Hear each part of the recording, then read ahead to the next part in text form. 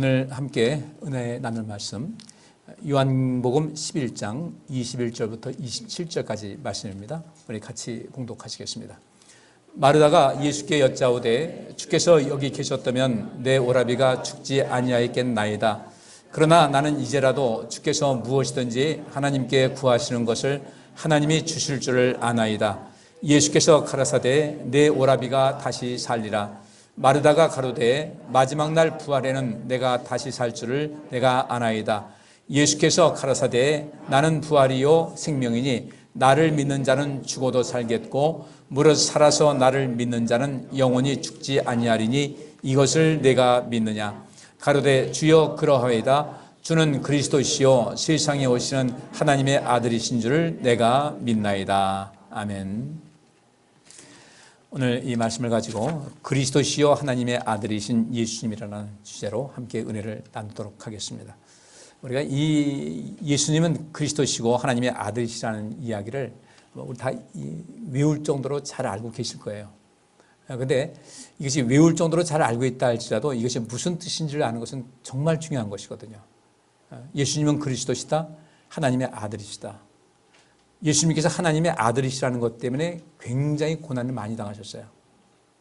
그리스도라는 건 역시 마찬가지로 메시아라는 것인데 구약시대 메시아라는 뜻이고 똑같이 이 히브리어에서 그 메시아라는 것하고 히랍에서 그리스도라는 것은 똑같은 뜻은 똑같습니다. 똑같은데 주는 그리스도시다, 구원자라는 겁니다. 기름 부음 받은 자로서 하나님께로부터 사명받아서 이 땅을 구원할 목적으로 오신 분을 우리가 그리스도라고 하는데 그리스도시요 하나님의 아들이시다 이렇게 말하고 있는데 이 하나님의 아들이라고 말한 것 때문에 예수님은 십자가에 못 박혀 죽으셨어요. 하나님을 모독했다는 것 때문에 그래요. 왜 그러냐면 그 역사적인 배경이 있습니다. 예수님께서 오실 그 당시는 물론 로마 제국이었지만은 그 이전에 헬라 제국이 있었습니다. 알렉산더 대왕이 이제 모든 걸 평정한 가운데 헬라 제국이 있었는데 그 헬라 제국의 그 문화가 워낙 뛰어나다 보니까 로마에서는 로마 제국이 새롭게 신흥 지역으로 자리 잡으면서 헬라의 모든 문화를 그대로 받아들였어요. 버린 것이 없었습니다.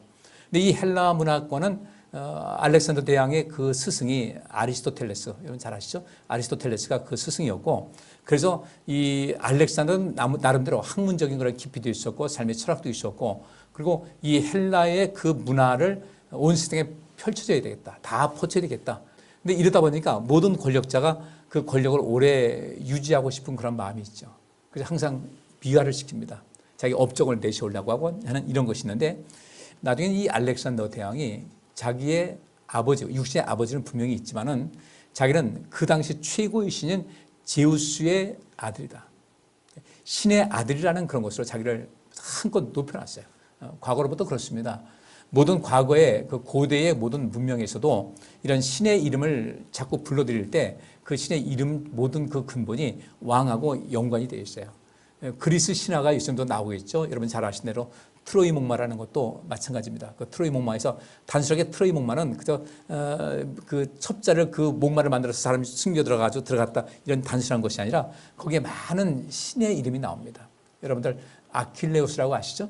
우리가 아킬레스건이라고 얘기하는데 그 아킬레스건 그거 끊으면은 이 사람이 발을 잘 쓰지 못합니다. 근데 이 아킬레우스라는 그 신도 마찬가지로 그 제우스 신의 그 후예였어요. 근데 그 아이를 엄마가 붙잡고 이 물속에 담그면은 신화가 그랬습니다. 물속에 담그면은 절대로 그 몸에 창이나 활도 뚫지 못한다 그랬어요. 근데 다리를 잡다가 이렇게 하다 보니까 붙잡은데 여기는 물이 안 묻은 거예요. 거기가 이 아킬레스건이라고 하는 그 부분이에요. 나중에 아킬레우스가 전쟁하는 과정 속에서 거기에 화살을 맞아 죽습니다. 다 싫어합니다. 그래서 이 고대 문화에서 이렇게 신과 이 사람의 결혼, 신과 사람의 결혼. 근데 이 신과 사람의 이 결혼 속에서 나는 그 아이는 아들이든 딸이든 전부 다 뭐가 됩니까? 전부 다 신의 그 신분을 부여받게 됩니다. 그 왕들마다 그 신의 이름을 빌어가지고 자기도 이런 신적인 능력이 있다고 하는데 이때 유대인들은 그것이 통하지가 않는 거죠. 신하고 결혼했으면 거기서 태어난 아이는 신인데 말이 안 된다. 근데 예수님께서 성경에 뭐라고 했어요? 성령으로 잉태하신 것이 나오지 않습니까? 그래서 예수님께서 태어나셨어요.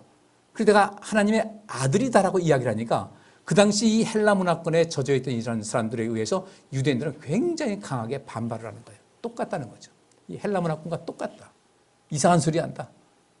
예수님을 신성을 모독하는 그런 존재로 계속해서 몰아서 공격을 했고, 그래서 예수님을 이제 죽이게 된 것인데, 이때 그 용기 있는 믿음의 사람들은 예수님께서 하나님의 아들이신 것을 알았어요. 헬라 문화에서 말하는 그런 그 개념이 아니라, 헬라 문화에서 나오는 이런 모든 제우스, 최고의 신이 제우스인데, 이 제우스는 인간이 만든 신인 것을 알았어요. 그리고 이 헬라 문화가 꽃을 피면서 그 문화의 어떤 뛰어남을 알려주기 위해서 그런 계속해서 신화를 만든 겁니다. 이집트 역시 마찬가지였습니다. 이집트에도 그 왕권을 높이기 위해서 그 왕은 항상 어떤 신과 결부된 어떤 존재로서 계속 미화를 시켰던 거예요. 그렇게 또 이 헬라 문화도 역시 마찬가지로 갑자기 이 알렉산더가 그 신의 이름을 도용해서 자기 한 것이 아니라 이 에집트 문명이 워낙 오래됐으니까 거기로부터 쭉 끌어들여가지고 자기 역시 마찬가지로 나는 제우스 신의 아들이다라고 이렇게 얘기를 한 거예요. 뭐 30세에 요절을 했는데, 그런 식으로 이야기하다가 그 헬라 문화권이 여전히 맹위를 떨치는 가운데 예수님께서 태어나셨거든요. 예수님께서 내가 하나님의 아들이다 하니까 당연히 유대인들은 거부감을 가질 수밖에 없죠. 그런 가운데서도 하나님의 은혜를 체험한 사람들은 이분께서 하나님의 아들이신 것을 알았어요. 오늘 본문 말씀 보면 마르다가 등장합니다. 자, 마르다 여기서 예수께 여짜오되 주께서 여기 계셨다면 내 오라비가 죽지 아니하였겠나이다. 나사로예요. 그 오라비가 나사로인데, 나사로가 이제 죽게 됐다는 것을 미리 통보를 했어요. 알려드렸어요. 병들었습니다. 빨리 오셨으면 좋겠습니다. 근데 예수님께서 거기에 가시는 과정 속에 뭐 여러 가지 있었죠. 야이로의 딸도 여기 살리고 이렇게 시간이 지체됐어요. 아마 예수님께서는 일부러 그렇게 하셨다고 성경에서 나와 있습니다. 그리고 도착해 보니까 나사로가 죽어서 장사지은 지 나흘이나 됐어요. 너무나 그 오빠와 좋은 그 아름다운 가족 관계를 누렸던 이 마르다가 예수님 만나보니까, 주님, 주께서 여기 계셨다면 좀 더 빨리 오시지요. 주께서 계셨다면 내 오라비가 죽지 아니하였겠나이다. 그래서 이 마르다가 주는 그리스도시요 세상에 오시는 하나님의 아들이신 줄 내가 믿습니다라고 이런 이야기를 합니다. 우리 뒤에 말씀 보겠지만 마태복음 16장에 보면 예수님께서 제자들에게 사람들이 나를 누구라고 하느냐라고 물었더니 뭐 누구 이런 사람입니다, 저런 사람입니다, 뭐 세리완 이렇게 하는데, 그러면 너희는 나를 누구라고 하느냐 물으셨을 때 그때 베드로가 주는 그리스도시요 살아계신 하나님의 아들이라고 대답을 했어요. 그런데 마르다는 예수님께서 그런 질문도 하지 않고 여기 25절에 예수께서 가라사대 나는 부활이요 생명이니 나를 믿는 자는 죽어도 살겠고 무릇 살아서 나를 믿는 자는 영원히 죽지 아니하리니 이것을 내가 믿느냐 그랬는데, 믿습니다. 믿는다고 하면서 왜 믿는가? 이 놀라운 사실을 나는 부활이요 생명이다. 그래서 나를 믿는 자는 죽어도 살겠고 살아서 나를 믿는 자는 영원히 죽지 않는 이 믿음이 내가 갖고 있는데 왜 믿는가 봤더니, 주님께서는 그리스도시요 세상에 오시는 하나님의 아들이시고 주님께서 그 모든 것을 가르쳤기 때문에 나는 주님을 확실하게 믿습니다. 주님 반드시 부활과 생명이 있음을 믿습니다. 이 대답을 한 거예요. 어쨌든 이 상황 속에서 이 마르다가 너무 안타까움이 있습니다. 여러분 잘 아시다시피 이 마르다와 나사로와 마리아 이 3남매가 있습니다. 이 베단이라는 곳이 예루살렘에서 그렇게 멀리 떨어지지 않았습니다. 여기서 보통 한 2km 정도밖에 떨어지지 않았어요. 예수님께서 명절을 지키려고 예루살렘에 오시면은 거기 명절 지키려고 얼마나 많은 사람이 옵니까? 사방팔방 이 아프리카에서도 오고 지금 말하면 유럽에서도 오고 많은 사람들이, 흩어진 유대인들이 명절을 지내기 위해서 그 먼 거리를 왔습니다. 교통도 불편한데도 몇 달을 앞두고 왔고 몇 달 거리도 가는 거예요. 이런 그 상황 속에서 얼마나 많은 사람들이 미리 와 있겠어요. 그러니까 명절 때마다 예루살렘 성 안은 꽉 차 있고 주변 케이스가 꽉 차 있고 그냥 그야말로 대목을 보는 그런 날입니다.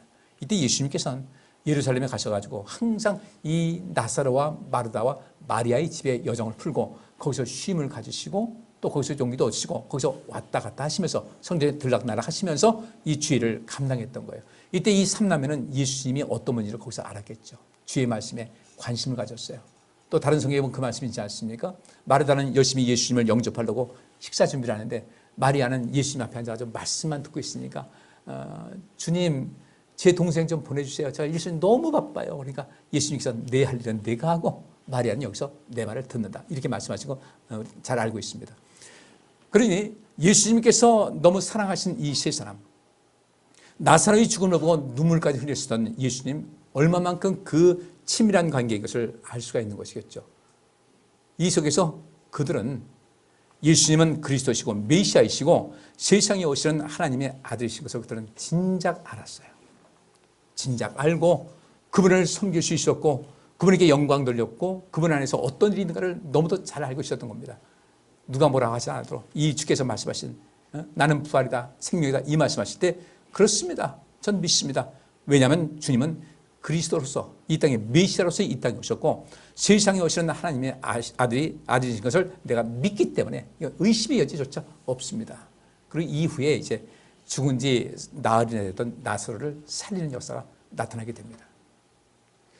우리가 이 말씀 속에서 주는 그리스도시요 살아계신 하나님의 아들이라는 이 고백이 나올 때 이게 굉장히 중요한 내용이거든요. 많이들 외우고 있습니다만은 그 주님께서 나의 그리스도가 되시고 주님께서 하나님의 아들이신 주님께서 나의 구세주가 됐다는 거예요. 그럼 하나님의 아들 지위가 얼마나 높습니까? 거기다가 하나님께서는 이 아들이신 예수님에게 모든 권세를 다 주셨는데 그 지위가 너무 높은 거예요. 하나님과 버금가는 그런 권세를 갖고 있습니다. 낙원에 이끌려갔던 바울은 그 세상을 보고 왔어요. 보고 왔고 그 주님께 많은 말씀을 들었고 이것을 다 말로 표현할 수가 없다. 그래서 그는 이 낙원에 갔다 온 이야기를 전혀 기록을 하지 않았어요. 엄청난 비밀입니다. 말로 다 표현할 수가 없다는 거죠. 욥이 자기 인생 고난을 당했을 때 이것이 왜 그렇습니까? 라고 물었을 때 주님께서는 이렇게 말씀하신 겁니다. 내가 말을 해도 너는 이해를 못한다. 그래서 이 욥이 알지 못하는 그런 많은 것, 눈에 보이는 이 세상인데 눈에 보이는 다 이 물질 세계를 쭉 예를 들어가면서 이것 아느냐 이것 아느냐 쭉 말씀하실 때 욥은 하나도 대답하지 못했어요. 하나도 모르겠습니다. 그렇잖아요. 여러분들 우리 눈에 보이는 북두칠성이 있잖아요. 지난번에 말씀드렸죠. 북두칠성은 일렬로 한 평면에 있는 것이 아니라 멀리 있는 것이 있고 가까이 있는 것이 있는데 그 중에서 가장 가까이 있는 그 7개 보는 것에서 지구하고 가장 가까이 있는 것이 몇 년 걸린다고 그랬어요? 어디에 있다? 102년 광년이다. 100광년. 빛으로 100년을 가야만 도달할 수 있는 곳에 있다는 거예요. 상상을 해보세요. 여기서 떠나가지고 빛의 속도로 100년을 가야 있는 그 불빛이 지금 우리가 보고 있다. 그 빛이, 그 별이 밝겠어요? 안 밝겠어요? 네? 여러분 빛이 있을 때 얼마까지 볼 수 있을 것 같아요? 빛이 있을 때 얼마까지 거리가 우리 눈을 볼 수 있을 것 같아요? 그 별은 굉장히 크겠죠. 엄청나게 큰 겁니다. 왜냐하면 100년을 가야 보는 그 별인데 빛의 속도로. 근데 우리가 그 별의 모습을 본다는 겁니다. 빛으로 자그맣게 얼마나 크겠냐 이거예요. 얼마나 밝겠냐 이거면 이걸 보면서요. 야, 이 세상에 과연 지구에만 사람이 있을까? 저는 그렇게 안 봐요. 그 북두칠성만 아니라 그보다 훨씬 더 무한대 넓은 세상에서 엄청난 세계가 펼쳐지고 있는데 이런 세계 속에서 살고 있는 우리가 하나님 앞에 정말 겸손하시면서요. 하나님의 그 능력이 과연 어느 정도인가를 깊이 있게 보셔야 돼요. 그 세상을 창조하신 분입니다. 골로새서 있는 말씀 보니까 이 세상이 예수 그리스도로 말미암아 예수 그리스도를 위해서 창조가 됐다고 그랬어요. 그리고 그분께서 우리의 살리기 위해서 우리를 살리고자 이 땅에 오셨다는 겁니다. 그분께서 나를 살리셨다는 거예요. 나의 구세주가 되신 겁니다. 그러면 우리가 얼마나 높은 분의 혜택을 받고 있는 거예요? 그러니까 여기서 주는 그리스도십니다. 살아계신 하나님의 아들이십니다라는 단순하게 그냥 주님은 그리스도십니다. 살아계신 하나님의 아들이십니다. 그 여러분들 형제 간에도 그럴 거예요. 똑같은 형제들이 있는데 아버지하고 사이가 안 좋은 그 형제는 이렇게 얘기하는 걸 많이 들을 겁니다. 야야, 니네 아버지 있잖아. 그래. 같은 형제가 있어. 니네 아버지 그래요. 그런 가정도 있을 거예요. 사이가 안 좋다는 거예요. 자기 아버지인데도 불구하고 니네 아버지 그래요. 근데 여기서 메시아, 주는 그리스도시라고 그러는데 누구의 그리스도예요? 누구의 그리스도? 따라서 합시다. 나의 그리스도. 나를 살리신 분이라는 거예요. 나를 살리신 분이 하나님의 아들이신데 누구를 위한 하나님의 아들이에요? 하나님의 아들이시지만 우리를 위해서 온갖 일을 다 하신 거예요. 우리를 위해서 죽으셨어요. 나를 위해 죽으셨어요. 그렇다면 주는 그리스도시다, 또 세상에 오시는 하나님의 아들이시다라는 이 사실을 믿는다면 하나님의 아들이신 예수님께서 나를 신원보증을 해주신 거예요. 내가 예수를 믿은 다음에 나를 신원보증을 해주셨어요. 절대 우리를 만지지도 못하게 하셨어요. 사단이. 요한계시록에 나오는 모든 재앙은 하나님 밖에 있는 사람들이 당하는 재난이지 하나님 안에 그리스도 안에 있는 사람들은 상관이 없는 거예요. 내가 지난 수요일에 말씀드렸습니다. 14만 4천이 무엇인가? 그들은 첫 열매로서 역할을 하면서 하나님과 예수님께 속한 자라고 그랬어요. 14만 4천은. 첫 열매가 뭐예요? 첫 열매가 맺혔습니다. 열매 한번 딱 하고서 끝납니까? 첫 열매가 맺히면 그 다음부터 계속해서 열매가 맺히는 거예요. 사과나무도 심한 3, 4년 지나면 첫 열매 맺습니다. 첫 열매 맺었는데 비록 좀 부실해 보이지만 첫 열매가 맺었다는 것은 계속해서 이 열매를 맺을 것인 것인데 14만 4천의 사람들은 첫 열매로서 하나님과 예수님께 속한 사람이다. 그럼 우리가 14만 4천, 특별한 경우입니다. 많은 사람 중에 14만 4천 안에 들어가려면 우리가 첫 열매가 되는 삶을 살아가야 돼요. 여러분들 여기 보니까 여러분 스스로 여러분 자신이 하나님을 당대에 우리 선조, 우리 조상들은 우리 부모님들은 하나님 믿지 않았는데 내가 처음 첫 열매가 되신 분들 계시죠? 여러분들에서 처음 예수 믿은 분 계시죠? 그러면 첫 열매가 됐으면 그 다음에 어떻게 하셔야 돼요? 계속 뭐가 있어야 돼요? 다음에 열매 있어야 되죠. 이것을 이어가는 사람들이 14만 4천인데 유대인들이 그 역할을 한 거예요. 그들은요. 역사를 이어갔어요. 그리고 여러분 우리도 첫 열매가 되기 위해서는 우리가 누구를 복음 전해야 되겠다? 네? 우리 다음 세대들에게요. 그래서 이 14만 4천 있은 다음에 숱한 무리가 있는데 14만 4천의 특징이 무엇인가? 이들이 받는 혜택이 무엇인가? 첫 열매로서 그렇게 되는 거예요. 하나님께서 이스라엘 백성들을 첫 열매로 삼으셔서 세상을 구원하는 역할을 감당하신 것 같이 된 겁니다. 자, 예수님은 무엇의 첫 열매 되셨어요? 무엇의 첫 열매? 네? 부활의 첫 열매 되셨어요. 그렇기 때문에 예수님께서 죽은 자 가운데서 부활하신 첫 열매가 되셨기 때문에 앞으로 다음에 부활할 사람들이 많다 적다? 많은 거예요. 그 첫 열매가 굉장히 중요한 것이거든요. 예수님 믿었습니다. 이거로 예수님 믿는다고 끝나지 말고 이제 주님께서 그리스도로 오셨으니까 이제는 우리가 그리스도는 아니지만 우리가 그리스도적인 사명을 감당하고 우리가 세상을 구원하셔야 되는 거예요. 그래서 주의 성령이 내게 임하셨으니 이는 가난한 자들에게 복음을 전하게 하시려고 가난한 자들에게 복음을 전하는 것이 우리의 사명이고 그것을 감당하게 될 때 우리는 첫 열매의 삶이 되는 것이고 그중에서 특별히 여러분들은 여러분 다음 세대 여러분이 첫 열매가 되셨으면 근데 믿음의 첫 열매가 되셨으면 우리 다음 세대에 반드시 복음을 전해야 될 줄 믿습니다. 이 말씀 드리니까 마음이 무겁죠. 그 14만 4천의 그 반일은 들고 싶고 전도는 못하고 끊임없이 우리 가족들 우리 다음 세대들뿐 아니라 끊임없이 복음을 증거했어요. 주님 앞에도 내가 이만큼은 했습니다라는 것을 보여드려야 돼요. 그래야 주님께로부터 사랑받는 겁니다. 그 첫 열매가 아닌 데기 때문에 그 첫 열매에서 이 모든 다음의 역할을 감당하지 못하기 때문에 우리가 하늘나라에서 그 좀 빈곤한 상태가 되는 것은 아닌가. 여러분들 메시아적인 사명을 잘 감당하셔서 많은 사람을 살리시고 예수님은 하나님의 아들이시라고 했으니까 아들로서 아버지께로부터 모든 권세를 부음받으셨는데 그분 안에 생명이 있고 그분 안에 온갖 보화가 다 담겨 있다고 성경에 말씀하고 있어요. 이젠 그분과 가까이 지내셔야 돼요. 여기서 마르다는 주는 그리스도시요 세상에 오시는 하나님의 아들이신 줄 믿습니다. 내가 믿습니다. 그렇기 때문에 예수님께서 오실 때마다 극진히 대접을 한 거예요. 이분 안에 생명이 있다. 이분 안에 모든 것이 있다. 성경엔 그래서 이 마르다와 나사로와 마리아 이야기가 쭉 나오고 있는데 여러분들도 그렇게 하나님 나라에 그 이름이 기억되고 또 기념될 수 있는 그런 삶을 살아가시기를 주의 이름으로 축복합니다. 우리 신앙생활 그저 그냥 교회 나와서 하는 걸로 마시고 주님께서 나를 살리셨다. 감사해야 되죠. 당연히 감사해야 되죠. 우리 주님께로부터 이런 말씀 나오지 않게 해야 돼요.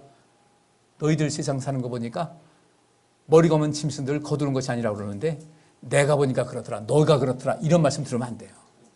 하나님께 늘 감사하셔야 돼요. 왜 충성해야 되는가? 주님 날 살리셨잖아요. 그죠? 근데 이것이 안 하면 안 된다는 겁니다. 자, 또 하나는 비유를 봅니다.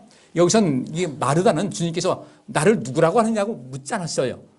이것을 믿느냐 했을 때 그 어쩌면 동문서답 같은 겁니다. 나는 부활이요 생명인데 믿느냐 했더니 믿습니다. 주는 그리스도시고 살아계신 하나님의 아들이신데 그 역사, 그 부활과 생명 역사 당연히 나타나는 것이죠.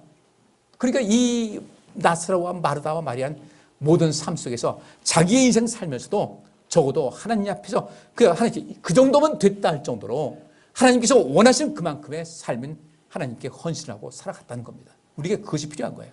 자, 이번엔 예수님께서 제자들에게 묻습니다. 마태복음 16장 13절부터 20절 같이 읽습니다. 예수께서 가이사랴 빌립보 지방에 이르러 제자들에게 물어 가라사대 사람들이 인자를 누구라 하느냐 가로되 더러는 세례 요한 더러는 엘리야 어떤 이는 예레미야나 선지자 중에 하나라 하나이다. 가라사대 너희는 나를 누구라 하느냐 시몬 베드로가 대답하여 가로되 주는 그리스도시요 살아계신 하나님의 아들이시니이다. 예수께서 대답하여 가라사대 바요나 시몬아 내가 복이 있도다. 이를 내게 알게 하니는 혈육이 아니요 하늘에 계신 내 아버지시니라. 또 내가 내게 이르노니 너는 베드로라. 내가 이 반석 위에 내 교회를 세우리니 음부의 권세가 이기지 못하리라. 내가 천국 열쇠를 내게 주리니 내가 땅에서 무엇이든지 매면 하늘에서도 매일 것이요 내가 땅에서 무엇이든지 풀면 하늘에서도 풀리리라 하시고 이에 제자들을 경계하사 자기가 그리스도인 것을 아무에게도 이르지 말라 하시니라 그랬어요. 그리스도라고 고백했어요. 베드로가요. 그렇게 예수님께서 내가 복이 있도다. 이 복이라고 해서 마카리오스입니다. 히라고로 하면 마카리오스는 이보다 더한 복이 없다는 겁니다. 최고의 복을 내가 받는다. 이를 내게 알게 하려는 혈육이 아니고 하나님 하늘에 계신 내 아버지라고 하시면서 그러나 지금은 때가 안 됐으니까 내가 그리스도인 것을 아무에게도 말하지 말라 그러셨어요. 베드로는 이 고백한 것이 주님께서는 너무 기쁘셨어요. 주께서 그리스도시고 살아계신 하나님의 아들이라는 것을 알았다면 그분과 이렇게 친밀한 관계를 누렸다 할 때는 우리가 얼마나 소중한 존재입니까? 베드로가 얼마나 뿌듯했겠어요. 세상에 하나님의 아들이신 이분께서 나와 함께 하시고 나를 제자 삼으셨다. 그때는 베드로가 그렇고 그 제자들 그렇지만 지금 여기선 우리는 누굽니까? 우리는 다 주님의 제자거든요. 예수님께서 제자들에게 가서 제자를 삼으라고 그랬어요. 우리도 그래서 제자가 된 겁니다. 예수님의 제자가 됐어요. 예수님의 그 놀라운 하나님의 아들이신 예수님께서 나를 상당히 가까이 하셨고 우리를 살리셨다는 겁니다. 그러면 이제부터 우리가 무엇을 어떻게 될 것인가? 자, 묻겠습니다. 주님께서 너는 나를 누구라냐고 했을 때 우리 이렇게 대답할 수 있어요. 주는 그리스도시요 살아계신 하나님의 아들이시다라고 할 수 있는데 그러면 이것을 믿는 그래서 이런 고백을 하는 이런 사람들은 삶의 방식이 과연 어떨까? 그래서 저는 여러분들에게 베드로가 고백한 것 같이 마르다가 고백한 것 같이 주는 그리스도십니다. 하나님의 아들이십니다라는 이 믿음을 가지고 주님을 가까이 하시자는 거예요. 그분 안에 모든 것이 있어요. 그분 안에 영원한 생명이 있고 그분 안에 온갖 부하가 다 담겨 있는데 우리는 진정으로 주는 그리스도시고 살아계신 하나님의 아들임을 믿는다면 우리 인생이 이제부터 달라지셔야 돼요. 한 번밖에 없는 겁니다. 우리가 왜 하나님 가까이 하셔야 됩니까? 내 인생에 진정으로 어떤 해답을 찾기 위한다면 하나님 가까이 하셔야 돼요. 그분께 마음을 들이시자는 거예요. 내 인생 살면서 우리가 할 일 많습니다. 바쁘기도 하고 이것저것 할 일 많이 있지만은 더 이상 우리가 세상 일에만 몰입해가지고 바쁘다 뭐하다 해가지고 그렇게 주님을 멀리 주님 마음 섭섭해가지고 말고요. 너 안 그럴 수 있잖아. 너 나와서 예배할 수 있잖아. 헌신할 수 있잖아. 봉사할 수 있잖아. 좀 하면 좋겠는데. 예수님께서 말씀하신 거 추수할 것은 많은데 일꾼이 없다는 거예요. 지금 이 시대입니다. 큰 교회 가면 일꾼 많을 것 같죠? 큰 교회는 교회가 크기 때문에 일하는 사람 더 많이 필요한데 큰 교회일수록 사람이 없다는 거예요. 우리 주님 앞에 정말 마음을 다해서 헌신하셔야 되고요. 주님께서 우리를 위해서 목숨을 바치셨다는데 나를 위해서 죽으셨다는데 왜 안 될까? 좀 죄송한 얘기지만요. 그것이 전혀 실감이 나지 않는 거예요. 그분께서 나를 위해서 죽으셨다? 에이, 뭐 나만 위해서 죽으셨겠어? 그분에 대한 어떤 신뢰감과 어떤 친밀감이 형성이 안 된 거예요. 그러다 보니까 여기서 이 마르다가 주는 그리스도시요 살아계신 하나님의 아들이라고 했을 때 그때 이 마르다의 믿음은요 정말 대단한 것이었거든요. 그렇기 때문에 이 마르다와 마리아와 나사로는요 예수님께서 거기 오셨을 때 온갖 것을 다 해서 다 헌신을 한 거예요. 가장 편안하게 쉴 수 있도록 주님께서 고단하면 마음 아파하고 안타까워하고 어떻게 하면 좋은 것을 숨길 수가 있을까? 이 마음을 가진 겁니다. 그렇기 때문에 나사로가 살아난 거예요. 우리도 여기 늘상 우리가 그냥 주는 그리스도시고 살아계신 하나님의 아들이십니다. 기도할 때 보면 그런 얘기 자주 하지 않습니까? 근데 이것이 말로만 하지 말고 정말 주님은 그리스도시다, 구원자이시다 하면 내 인생에 여러 가지 문제를 놓고 어려움이 있을 때 괜히 염려하고 걱정하고 그럴 필요 없잖아요. 하나님의 아들께서 아들이신 예수님께서 나를 위해서 보장해 계시다면 우리 뭘 걱정을 하겠어요? 그것이 안 되니까 문제가 되는 거예요. 씨 뿌리는 비유에서 30배, 60배, 100배를 결실을 맺는다고 했습니다. 하나님 앞에 드리는 것도 마찬가지예요. 하나님 앞에 내가 물질을 드리든 내가 시간을 드리든 마음을 드리든 내가 어떤 수고를 드리든 간에 이게 30배, 60배, 100배인데 여러분 100배면 몇 퍼센트입니까? 자, 이자 따지십시다. 너희는 이 보물을 하늘에 쌓아두라고 그랬어요. 하늘에 쌓아두라. 근데 우리가 언제 가서 옮기겠어요? 이 땅에서 헌신도입니다. 하나님께 물질을 헌신하든 몸으로 헌신하든 시간들을 하든 모든 것 하게 되면 30배, 60배, 100배인데 100배면 몇 퍼센트예요? 네? 몇 퍼센트? 10,000%예요. 이렇게 비싼 금리 보셨어요? 그건 여신금리 아니에요. 돈 빌렸을 때 대출금리가 아니라 맡겼을 때 주님께서 맡기신 건 충성 다했을 때 그 금리가 금리로 따진다면 10,000%가 돼가지고 하늘나라에 쌓인다는 겁니다. 이걸 믿지 못하는 거예요. 믿지 못한다는 것은 바꾸면 하늘나라가 과연 있을까? 어느 신부님한테 어떤 사람이 물었어요. 신부님, 하나님께서 계신 것을 믿습니까? 하나님 계세요? 죄송하지만 난 하나님은 본 적이 없어요. 누가 봤겠어요? 못 봤어요. 우리 구약 성경 보면 하나님께서 모세를 향해서 모세는 나와 대면하여 봤다라고 했는데 그 대면은 그 해석이 그렇게 된 거지 그 대면은 face, 얼굴 face to face가 아니라 mouth to mouth예요. 입이라는 거죠. 하나님은 영이라서 볼 수가 없어요. 근데 하나님께서는 모세가 그 40일 동안 가서 그 십계명 돌판을 받아오는 가운데 40일 동안 굉장히 많은 대화를 나누신 거예요. 직접적인 대화를 나눈 거예요. 대면한 것과 똑같은 거죠. 우리도 신앙생활을 그렇게 하면 하시자는 겁니다. 네가 나를 사랑한다면 넌 그렇게 할 수는 없지 않니? 나는 너를 필요로 하는데. 나는 네가 필요한데. 이 세상 살리기 위해서 너를 필요로 하는데 좀 열심히 내면 안 되겠니? 주님께서는 절대로 강요하시는 분은 아니에요. 열심히 내시고 힘쓰시고 주 앞에 헌신하시고 봉사하시고 그렇게 하면서 우리 삶을 아름답게 만들어가는 겁니다. 이것을 하나님께서 기뻐하시는 거예요. 이것이 진정으로 주는 그리스도시고 살아계신 하나님의 아들이라고 고백하는 사람의 삶의 양식이라는 겁니다. 말로는 주는 그리스도시고 살아계신 하나님의 아들이라고 하면서도 그분의 말씀에 순종을 하네요. 그분께서 지금 내가 너의 헌신을 원한다. 너의 손길이 필요하다고 하는데 예수님께서 비유로 말씀하신 대로 왕이 임금이 잔치를 베풀었어요. 자기 집에 혼인잔치 있었습니다. 불렀더니 사람들이 뭐라고 합니까? 난 오늘요 장 보러 가기로 했어요. 누구 약속이 있어요. 나는 소를 샀는데 소 좀 보고 와야 돼요. 아이고 지금 밭 갈아야 돼요. 오늘 아니면 큰일 나요. 그렇게 하면서 다 빠져버린 거예요. 임금이 화가 나가지고요. 누구나 아무나 데리고 와라. 밖에 있는 사람 누구든 데리고 와라. 그래서 이스라엘 백성들이 도태가 되고 이방인들에게 이 말씀이 증거된 것인데 나중에 주님께로부터 내가 너를 그렇게 사랑했는데 우리 찬송가 그 찬송이 있잖아요. 내 너를 위하여 피 흘려 죽었고 몸버려 피 흘렸 거면 너 나를 위해서 한 것이 무엇이냐. 난 너를 위해서 그렇게 한 것이 있는데 너 이렇게 할 수가 있냐. 열심히 내시기를 주 이름으로 축복합니다. 나 바쁘다고 하지 마시고 바쁜 거 다 알아요. 바쁜 거 다 알아요. 근데 묘하게 주일 할 때만 바쁘고 꼭 그때만 일이 생기는 거 이건 문제가 있다는 겁니다. 하나님 앞에 사랑받을 수 있도록 그 안에 해답이 있거든요. 저 어렸을 적에 사탕을 눈깔 사탕이라는 거 있잖아요. 하얀색 먹다가 아주 그냥 깨물어 먹을 수가 없어요. 너무너무 아까워서 먹다가 떨어뜨렸어 바닥에. 근데 딱 떨어뜨렸는데 그때 그 사탕 하나 먹기도 어려운 때 아니겠어요? 전 그때 순간적으로 엄마를 딱 보는데 요즘 애들은 아이 떨어져 말 거예요. 근데 딱 볼 때 혹시 혼나는 건 아닌가?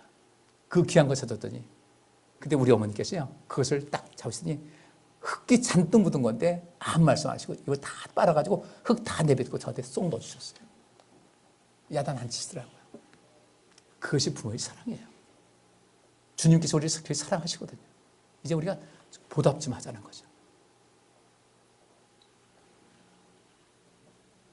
이제 주님께서 나를 향해서 너는 나를 누구로 아느냐 했을 때 베드로와 같이 마르다와 같이 진실된 고백이 나오시고 그 진실된 고백이 입으로만 하는 그런 것이 아니라 내 삶 속에서 그 고백이 참인지 거짓인지를 알 수가 있어요. 참된 고백이 되시기를 주의 이름으로 축복합니다. 저는 이렇게 가르치는 것이지만 결국 선택은 여러분께서 하시는 거예요. 우리 신앙생활 하면서 많은 일이 있습니다. 시험 들었다, 뭐 했다 하면서 시험 들었다 해서 교회를 안 나오는 그런 분도 있어요.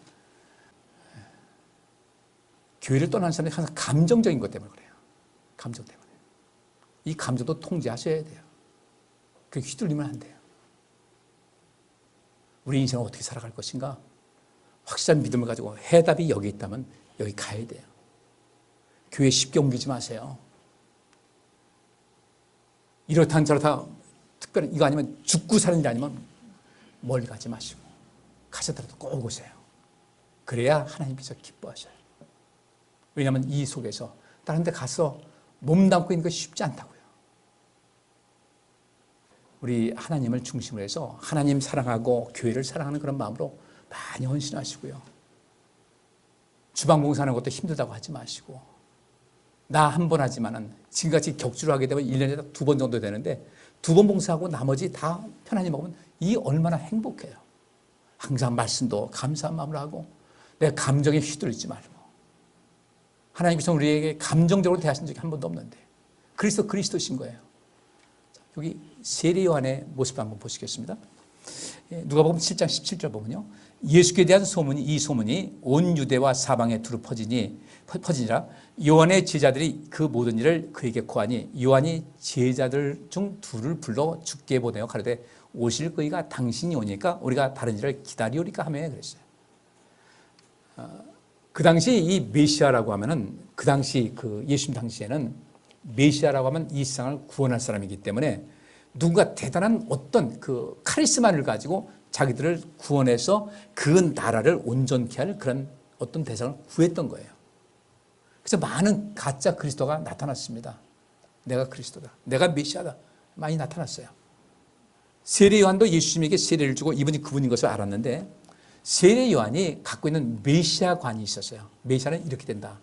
어떤 놀라운 사회 변혁을 이루고 또 어떤 이 로마 제국에 대한 어떤 강한 저항을 하고 이렇게 생각을 했었는데 그런 것이 아니고 세례 요한이 오히려 그 당시에 그 왕에게 헤롯 왕에게 반발을 하다가 감옥에 갇혀서 죽게 된 상태예요. 어떤 변화도 나타나지 않고 제자를 보내가지고, 제가 여기 숨겨진 이야기입니다. 제가 생각하기에는 주님께서 오신 다음에 메시아로 오셨으면 이 세상에 굉장한 사회적인 변화도 정치적인 변화도 이 국가를 회복하는 어떤 것도 있을 텐데 너무너무 잠잠합니다. 제가 다른 사람을 기다려야 되겠습니까? 아니면 진짜 메시아 맞습니까? 이렇게 물은 거예요. 그래서 저희가 예수께 나아가 가로되 세례 요한이 우리를 보내어 당신께 말하기를 오실 그이가 당신이 오니까 우리가 다른 일을 기다리오리까 하더이다 하니. 어떤 혁명가도 기대했는데 그 당시 그런 사람이 있었어요. 혁명가를 기대했습니다. 근데 예수님께서는 혁명가도 아니었어요. 게릴라전을 기대했는데 게릴라도 아니었어요. 어떤 정치적인 어떤 그 외침을 하는 사람인가, 그것도 아니었어요. 그 사람들이 좀 굉장한 능력이 있는 것은 아는데 이게 아닌 것 같다 이런 생각이 든 거예요. 세례 요한도 마찬가지였어요. 근데 이 세례 요한의 제자들이 와서 이 말을 물었을 때 마침 그 시에 예수께서 질병과 고통과 및 악귀 들린 자를 많이 고치시며 또 많은 소경을 보게 하셨다. 대답하여 가라사대 너희가 가서 보고 들은 것을 요한에게 고하되 소경이 보며 앉은뱅이가 거리며 문둥이가 깨끗함을 받으며 귀머거리가 들으며 죽은 자가 살아나며 가난한 자에게 복음이 전파된다 하라.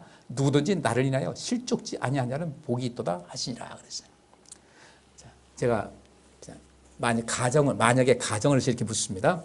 여러분들이 만약에 소경이 됐을 때, 내가 앉은뱅이라면, 문둥이라면, 귀머거리라면, 내가 죽은 자라면, 내가 가난한 자라면, 이 속에서 해방되어서 볼 수 있고 걸을 수 있고 이 고침받고 들을 수 있고 살아나고 내가 넉넉한 삶을 사는 것이 더 급선무겠습니까? 나라가 다시 세워지는 것이 급선무겠습니까? 네? 어떤 것을 더 원하겠어요? 1번이겠어요? 2번은 나라를 세우는 것이 중요한. 난 내가 속이로서 살아도 내가 나라가 됐으면 좋겠다. 1번은 내가 이제 온전했으면 좋겠다. 1번이에요? 2번이에요? 우리 사람들은 그래요. 이 나라를 나중에 주께서 회복시켜 주셨지만 그 이전에 중요한 것은요, 이 속에서 여기 가난한 자에게 복음 전파된다. 이 땅의 모든 사람입니다. 예수님께서 중시하신 것은요, 이들에게 영원한 생명을 주는 것이 중요하지 나라 회복하는 것은 그 2차적인 문제였어요. 가장 중요한 것을 주님께서 원하신 겁니다. 그래서 세리요한에게 다른 것 말고, 그때 예수님께서 이런 사역을 감당하고 있었는데 이렇게 말씀하신 겁니다. 다른 거 말고 지금 너희가 지금 보고 있는 것을 그대로 가서 전하라. 하나님 나라 증거하는 것이 이것이고, 메시아가 하는 일이 바로 이런 것입니다. 우리의 영혼, 우리의 생명을 중시해서 우리를 살리고자 하는 것이 메시아의 사명이거든요. 그래서 예수님께서 우리를 대신해서 죽으신 거예요.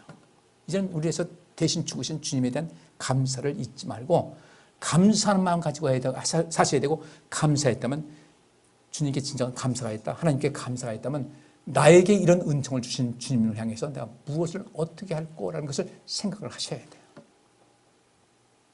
나 나가서 예배 드리는 거 다 했습니다 라고 끝나지 마시고, 내가 아직 힘 있을 때 어떻게 할까. 제가 지난주 이번에 임직하실 분들 그 투표 앞둔 분을 모아놓고 그 얘기를 했어요. 자극제가 좀 되어달라. 오래 되다 보면 매너리즘에 빠져가지고 뭐 다 그런 것이려니 해가지고 처음에 직분 받을 때 그 감동도 없고 다 그렇게 넘어가는데, 또 다른 어떤 도전, 자극제가 되었으면 좋겠다. 힘을 다해서 좀 주님 섬기시고 그렇게 해달라고 부탁을 드렸어요. 우리 성도님들 기억하시고 온전한 믿음의 삶을 살아갈 수 있기를 주의 이름으로 축복합니다. 또 한 가지, 우리가 메시아를 대할 때 이거 굉장히 조심하셔야 돼요. 예수님께서 오병이어의 기적을 베푸신 다음에 있었던 사건입니다. 요한복음 6장 13절부터 15절. 이에 거두니 보리떡 5개로 먹고 남은 조각이 12바구니에 찼더라. 그 사람들이 예수의 행하신 이 표적을 보고 말하되 이는 참으로 세상에 오실 그 선지자라 하더라. 그러므로 예수께서 저희가 와서 자기를 억지로 잡아 임금 삼으려는 줄 아시고 다시 혼자 산으로 떠나가셨다 그랬어요. 이 세상 사람들은요, 그렇게 그냥 먹여주고 채워주고 돈 넣어주고 부자 되게 하는 이런 모습으로 메시아를 생각하거든요. 여기서도 이 사람들 먹여주니까 억지로 자기를 잡아 임금 삼아서 자기를 먹일 것만 바라보고서, 아 진짜 여긴대로 그 참으로 세상에 오실 그 선지자, 세상에 오실 메시아가 이 사람이다 하면서 했는데, 그 목적이 자기를 배 채워줄 임금을 삼으려고 했던 것을 보신 거예요. 예수님께서 뒤도 안 돌아보고 산으로 떠나가신 겁니다. 여러분들 이 말씀 주목하셔야 돼요. 여러분들이 예수님을 믿을 때, 따를 때 목적이 무엇입니까? 부자 되고 싶으세요? 물론 주님께서 우리에게 복 내주십니다. 내가 무엇을 먹을까 마실까 입을까, 내가 좀 잘 살고 내 모든 것을 편안하게 살고, 그런 하나님께서 귀한 걸 알아요. 그런데 이 땅에 살면서 그것도 좋지만 여러분께서 정말 중요한 것은요, 여러분 생명을 중시하시고 주변 사람들 생명 중시하시면서 예수님께서 이 땅에 메시아로 오셨고 하나님의 아들로서 오신 것은 이 세상을 살리러 오신 것이니까, 여러분 자신이 살고 여러분 가족을 살리고 주변 살리기 위해서 그 삶에 관심을 많이 가지신다면, 주님께서는 이들을 두고 산으로 떠나가셨지만 주님께서는 절대로 떠나가지 않습니다. 그런 사람에게는 절대 떠나지 않으십니다. 주께서 말씀하신 대로 살고자 하는 사람들 떠나지 않고 세상 끝날까지 너희와 항상 함께 할 것이라는 그 약속이 반드시 성취될 줄 믿습니다. 근데 이렇게 흔한 말로 제사보다 제밥에 관심이 있는 사람들, 그런 사람들 얼마나 많아요. 신앙생활 하는데 하나님께 영광 돌리는 것이 문제인데, 이것이 목적인데, 참된 믿음의 사람으로 주 안에 있는 것이 중요한 것인데, 자꾸 물질적인 것, 세상적인 풍요로움 이런 것을 찾아다닐 때, 여기 꼭 기억하세요. 주님께서는 다시 혼자 산으로 떠나가셨다. 주님 떠나지 않게 하세요. 여러분 주님 떠나지 않으시면요, 주님 절대로 떠나지 않습니다. 근데 내가 이 세상에 관심 가지고 세상적인 것에 몰입해서 주님 떠나게 되면 주님은 나를 떠나십니다. 기도합니다. 하나님, 저희를 복되게 하시고 우리가 늘상 입으로 고백하는 주는 그리스도시요 살아계신 하나님의 아들이라고 외치지만은 이 모든 것이 진정한 신앙 고백으로 자리하게 하여 주셔서, 주님은 우리를 결코 떠나지 아니하시고 우리 역시 우리를 사랑하신 주님을 떠나지 않는 아름다운 동반적인 삶, 주님의 참된 제자로서의 삶을 살아서 이 땅에서도 복되고 주의 나라에서 큰 영광이 임하게 하여 주옵소서. 예수 그리스도 이름으로 기도하옵나이다. 아멘.